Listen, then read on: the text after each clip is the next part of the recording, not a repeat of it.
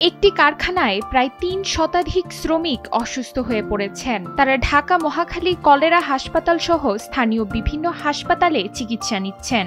১ থেকে ২ ডিসেম্বর পর্যন্ত গাজীপুর কালিয়াকৈর উপজেলার পূর্ব চান্দরা কাঁঠালতলী এলাকার কারখানায় এ ঘটনা ঘটে। এরপরই কারখানার সামনে নোটিশ টানিয়ে ২ দিনের ছুটি ঘোষণা করেছেন কর্তৃপক্ষ। ঘটনা হচ্ছে আমাদের ১০টা বাজে ট্যাঙ্কি পরিষ্কার করার কথা ছিল, পরে পরিষ্কার করছে ৬টা বাজে পরিষ্কার করে আমরা ৮টার পরে টিফিন দিয়েছি, টিফিন খাইছি। এরপরে সকালবেলা আবার ওই বোতলে আবার আমরা পানি খাইছি।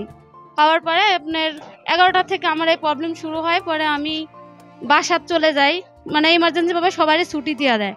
ময়েজউদ্দিন টেক্সটাইল নামের একটি পোশাক তৈরির কারখানায় প্রায় ৫,০০০ শ্রমিক রয়েছেন। প্রতিদিনের মতো গত ১ ডিসেম্বর সকালে ওই কারখানায় কাজে যোগদান করেন শ্রমিকরা, কিন্তু ওই দিন সন্ধ্যার পরই ওই কারখানার কয়েকজন শ্রমিক ডায়রিয়ায় আক্রান্ত হন এবং গুরুতর অসুস্থ হয়ে পড়েন। অসুস্থ শ্রমিকদের উদ্ধার করে স্থানীয় একটি হাসপাতালে ভর্তি করেন তাদের সহকর্মীরা। পানি টানি খাইছিলাম, এই জন্য বিদায় হয়তো বা টিফিন খাইছিলাম, এখান থেকেই কিছু হইলে হইতে পারে বা এবং অসুস্থতা আমি মোটামুটি ৪ দিন ভোগ করার পরে গতকালকে চলে গেছিলাম। পরের দিন সকালে কাজে যোগ দেন ওই কারখানার শ্রমিকরা। ওই দিনও আরও বেশ কিছু শ্রমিক অসুস্থ হয়ে পড়েন। অসুস্থ শ্রমিকদের উদ্ধার করে বিভিন্ন হাসপাতালে পাঠিয়েছে কারখানা কর্তৃপক্ষ। এতে গত ২ দিনে ওই কারখানার প্রায় ৩ শতাধিক শ্রমিক অসুস্থ হয়ে পড়েছেন।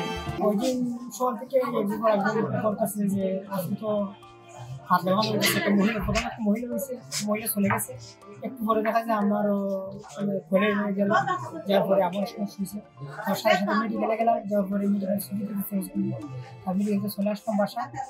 ওষুধ খাইলাম, গতকালকে আগের হবে না, আজকে হাসপাতালে ঢুকছি।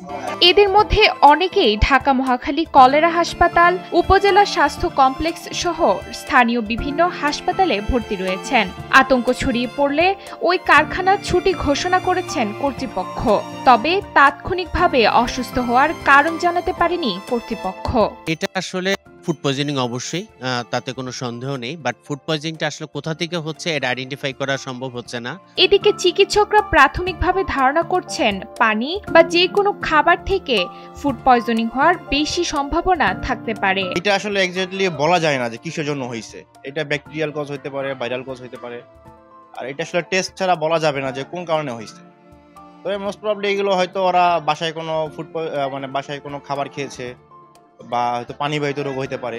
এদিকে ৩ ডিসেম্বর সকালে উপজেলা ফুড ইন্সপেক্টর পরিদর্শন শেষে জানান কারখানার পানি পরীক্ষার জন্য ঢাকায় পাঠানো হয়েছে। রিপোর্ট আসলে তাদের বিরুদ্ধে আইনগত ব্যবস্থা নেওয়া হবে। শ্রমিকদের বসে খাওয়ার যে একটা রুম থাকবে, সেটা কতটুকু পরিষ্কার পরিচ্ছন্ন, কি অবস্থা আছে, এগুলো দেখার জন্য আমরা আসছি এবং এই পানি আমরা আইসিডিডিআরবিতে ঢাকাতে প্রেরণ করবো। সেখানে পানির টেস্টে বোঝা যাবে। আমাকে সিএস অফিস থেকে বলছে যে আজকে এখানে তদন্ত আসার জন্য, এই জন্য আমার লোক বল সহ আমি আসছি পানি টেস্ট করতে। তখন ঊর্ধ্বতন কর্তৃপক্ষ যে ব্যবস্থা নিবে সেটাই।